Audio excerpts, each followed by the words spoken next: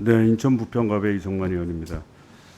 지금 앞서서 많은 의원님들이 질문이 있으셨는데요. 공통적으로 보면 이제 체리 피킹에 대한 의미가 많이 담겨 있는 것 같습니다. 그 정의를 간단히 좀 읽어보면 공동체 이익에 반해 자신만의 이기적 이익을 추구하는 것. 이거 체리 피킹 맞죠? 다만 여기서 자신만의 이기적 이익이 꼭 불법을 통해서 이익을 얻는 것 외에도 불법은 아니지만 사실상 근본적인 제도나 취지를 위반해서 이익을 취하는 것도 해당이 되겠죠. 그래서 이런 체리피킹이 만연한 사회가 되면 결국 그 사회는 계속적으로 종속할 수 없다. 이렇게 스스로 글도 쓰셨죠. 답변을 안 하시니까 제가 합니다. 쓰셨어요? 안 쓰셨어요? 썼습니다. 예. 자, 85년도에 행시를 합격하고 87년도에 행정대학원에서 석사학위를 취득했습니다. 예, 맞습니다. 그리고 6개월짜리 석사장교 다녀오려고 그러신 거 아니에요? 공부를 그거 계속하고 싶었습니다. 공부를 계속하고 싶어서. 행정대학원 다닐 때 고시를 붙었기 때문에요. 행정대학원 입학한 거는 고시 붙기 이전입니다.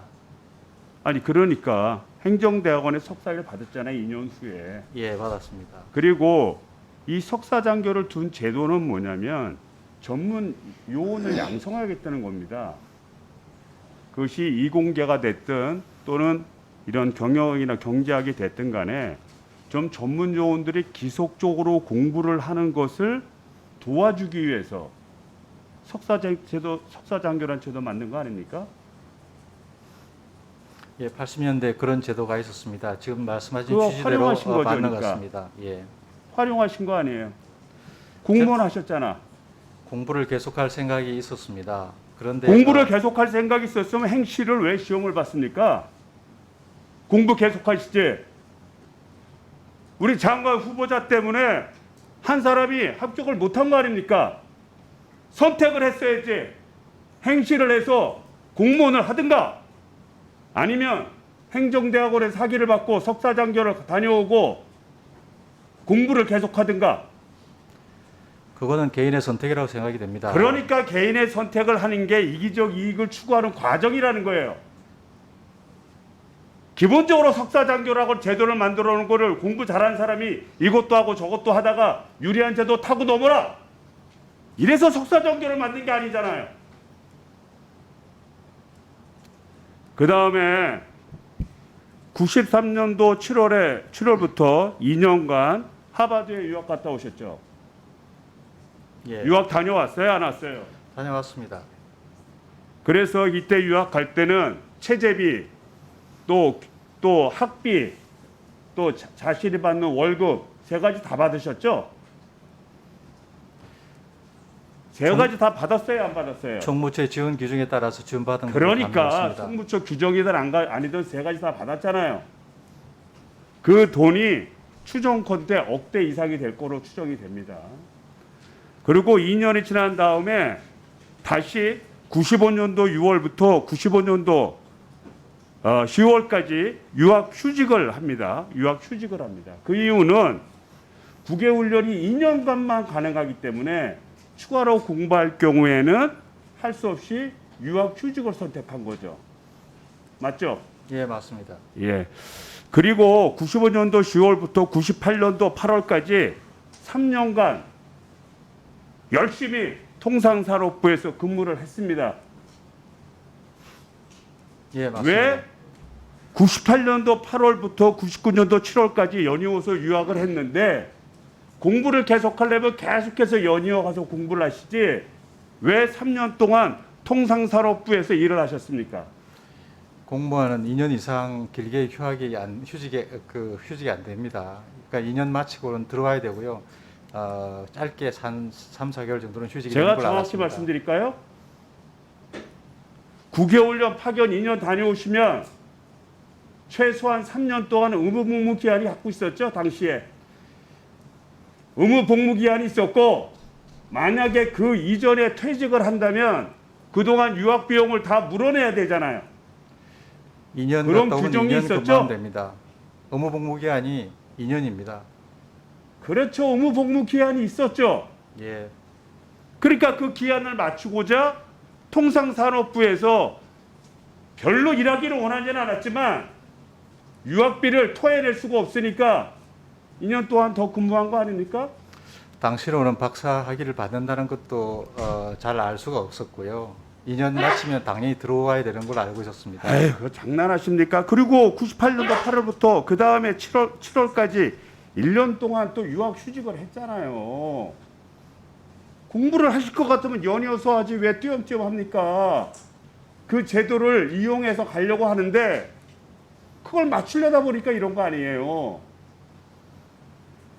그리고 또 1년 동안 근무를 했습니다. 산자부에. 그 이유는 유학 휴직 동안 월급의 반을 받으셨죠? 받았어요, 안 받았어요? 공무원 규정에 따라서 유학휴직을 규정이나 하게 되면 나서 받았어요, 안 받았어요? 받았습니다. 그러니까 그 받은 1년 동안의 대가 때문에 1년을 더 다니신 거 아닙니까? 그렇지 않고요. 유학휴직한 경우에는 의무복무기한이 없습니다. 공무복무 규정에서. 그렇죠. 의무복무 기한이 없었어요. 그죠? 그럼에도 불구하고 1년씩이나 우리 산자부에서 근무를 했습니다. 그 다음에 교수로 가셨고, 저희들이 문제 삼는 건 그렇습니다. 이기적이기라는 것이 결국 많은 선택점이 있을 때 각자가 각자의 선택점을 가서 갈 수 있는 길로 가면 되는 거예요. 이 제도 저 제도를 활용해 가면서 내 유리한 쪽으로 파고드니까 우리 사회가 기득권전이고 유능하고 우수한 사람은 모든 걸 다 가져가는 그런 시스템이 되고 그렇지 못한 사람은 그렇지 못하잖아요. 이게 어떻게 공직 후보자로서의 선택과 집중을 통해서 전신하는 자세를 가진 겁니까? 이외에 사회이사 그 10년, 그 10억 개 가까운 걸 갖는 거 그건 뭐할 필요도 없고요. 또 내가 보니까 이 카이스트 교수를 제독하면서 회기동에 있는 과학관 아파트에 6,600만 원 전세 보증으로 16년 동안 거주하셨죠. 그렇습니다. 그리고 재산 신고를 31억 하셨죠. 예. 그리고 16년 거주하시고 난 다음에 7억 6천만 원짜리 아파트를 현금으로 가서 사셨죠. 그렇습니다. 왜 동료 후배들한테 기회를 주지 않고 그런 자잘한 이익까지 더 챙겨야 됩니까? 그 아파트는 여유분 세대가 많아서 학교에서 관리 차원에서 입기를 권장하는 정도로 낡은 아파트입니다. 강북에 34평에 내 식구가 16년 동안 살았는데요. 학교에 출퇴근이 가깝고 그렇기 때문에 살았습니다. 그게 여유 자본이 없거나 후배들이 원하는 아파트면 아마 선배들이 다 나왔고요. 학교에서 다 그렇게 운영을 했을 거라고 생각이 됩니다. 카이스트는 그렇게 그 규정에 맞지 않게 그렇게 사택을 관리하거나 그러지 않습니다. 그런 뜻이 아니라 이게 만약 그렇게 좀 낡은 아파트라고 한다면 그런 걸 재보수를 해서 실제 그것이 필요한 사람한테 돌아갈 수 있도록 해야지. 이 제도라는 게 그런 거 아닙니까? 그냥 우리가 그 공사님처럼 그 교수들한테 다 주는 게 아니라 공소를 열심히 해서 교수가 됐고 교수원이 됐지만 필요하다 싶어서 이런 제도를 준 거 아니에요. 그것은 어떤 이유가 됐든 간에 그 제도를 활용했다는 것. 아파트가 여유분이 많아서 공실화되면 노후화되기 때문에 학교에서 관리비를 내고 살게 합니다. 그러니까 우리 장관 후보자께서 대학교는 아파트 관리하기 위해서 거기서 가셨습니까? 너무나 충실해서 카이스트 교수로서 너무 충실해서 그 아파트 관리하기 위해서 들어가신 거예요? 제도를 악용했다는 겁니다. 활용했다는 것이 제도를 악용한 적이 없습니다. 그게 어떻게 제도 악용이 됩니까? 그렇게 주장하시기 때문에 이 자리에 있다고 해서 그렇게 말씀하셔도 되겠습니까? 부끄러움이 없는 겁니다. 그게 어떻게 제도를 악용한 게 됩니까?